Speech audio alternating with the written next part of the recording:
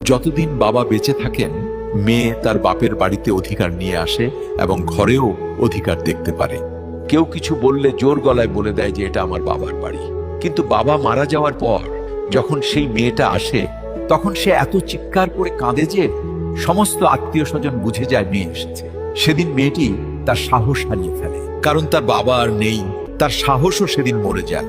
বাবার মৃত্যুর পর মেয়ে কখনো তার ভাই ভাবির ঘরে ততটা জেদ করে না যতটা জেদ বাবার সময় করত। এখন খেয়েছো, পড়েছো, ব্যাস সব শেষ।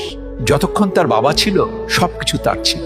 এই কথাটা সে খুব ভালো করে জানে। বাবা মেয়ের সম্পর্কে ভালোবাসা সমুদ্রের চেয়েও গভীর হয়। বাবা তার মেয়ের জন্য দুনিয়ার সবচেয়ে বড় আশ্রয় আর সাহস, আর মেয়েও তার বাবার জন্য সেই সাহস আর গর্ব অনুভব করে। কিন্তু দুজনই এই কথা কখনো সরাসরি কাউকে বলে না। মনে রাখবেন, বাবার মমতা আর মেয়ের ভালোবাসা অমূল্য। এই সম্পর্ক শব্দ দিয়ে নয়, অনুভূতি দিয়ে মাপা হয়। আপনি যদি আমার কথার সাথে একমত হন, তাহলে কমেন্টে হ্যাঁ লিখুন।